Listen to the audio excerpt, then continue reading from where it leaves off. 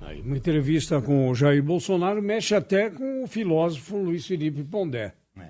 Pondé mudou completamente o eixo da sua participação hoje aqui ao ouvir Jair Bolsonaro. Ele não resistiu. Pondé, bom dia. Bom dia, Zé Paulo. Bom dia a todos. Eu estava há pouco escutando a conversa aí com o Jair Bolsonaro e, num dado momento, foi falado para ele que era um candidato diferente, né?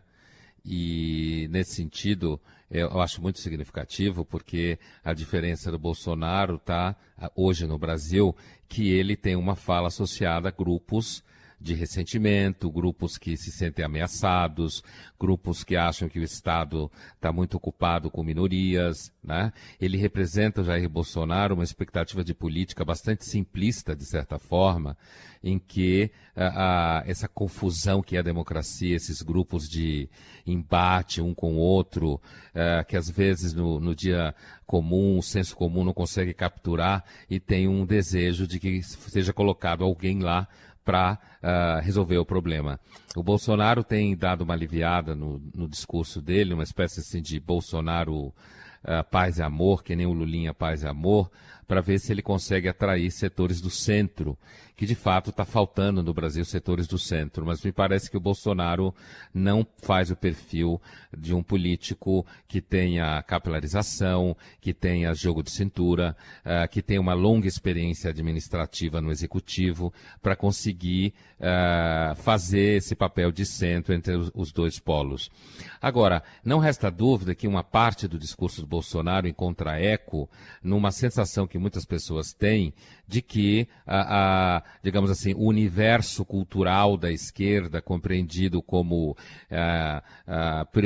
prioridade para as minorias, essa discussão toda aí ao redor da parada gay, o discurso do Bolsonaro, ele encontra eco num grupo, digamos assim, grosso modo, de classe média, ou mesmo classe média baixa e classe média alta, que sente como se não existisse mais ninguém que representasse, digamos assim, os seus medos de um mundo estranho.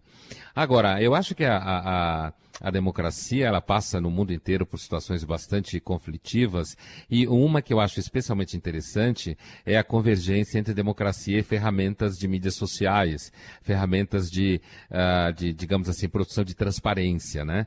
E ontem, terça-feira, o colega João Pereira Coutinho, que inclusive eu estou indo encontrá-la agora na Universidade Católica Portuguesa para dar aula lá, nós somos amigos, ele escreve na Folha também.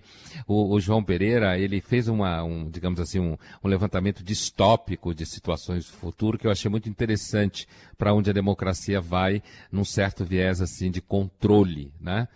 Controle muitas vezes politicamente correto, que o Bolsonaro ele vem fazer eco àqueles que se sentem mal com isso e querem uma solução simplista. Mas é possível imaginar, como falava o João Pereira, alguns, digamos assim, alguns crimes do futuro, como, por exemplo, crime de imposição de gênero ao filho.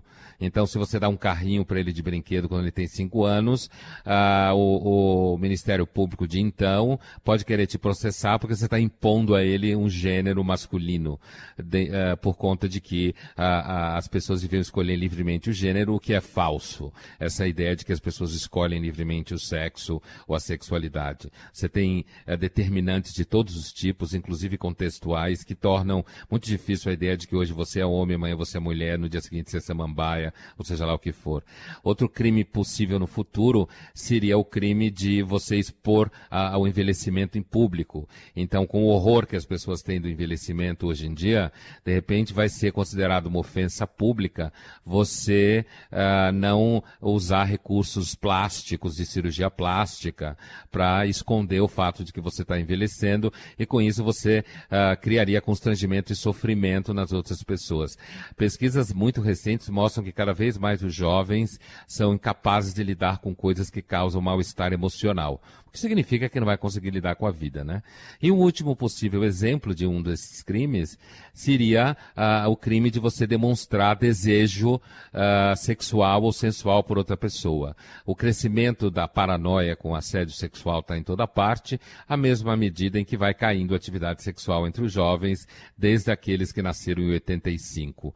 E mais um interessante que eu lembro aqui agora será o crime de irresponsabilidade reprodutiva, ou seja, quem tiver filho que não for mediante manipulação gênica, quem tiver filho através do sexo, vai ser considerado alguém que praticou irresponsabilidade reprodutiva na medida em que entregou o futuro da criança ao acaso de um espermatozoide e um óvulo que por acaso se encontraram.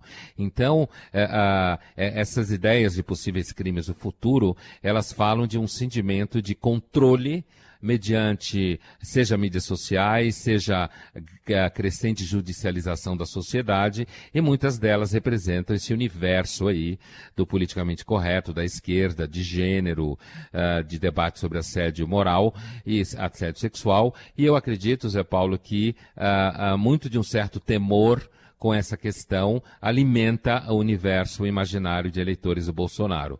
E o que eu acho que eles estão errados é porque eles acham que a solução para isso é um discurso populista e um discurso simplista da realidade, quando, na verdade, o problema do Brasil não é exatamente se você tem banheiros assim ou assado, ou se você tem paradas gays ou não.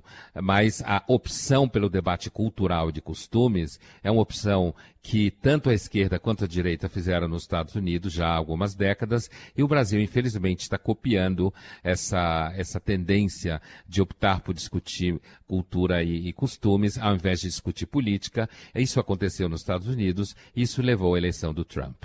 Então, acho que a gente precisa acompanhar muito de perto, acho que entrevistas como essa são fundamentais para conseguir tentar refletir sobre isso que é 18, que é um continente desconhecido, né? A eleição de 18.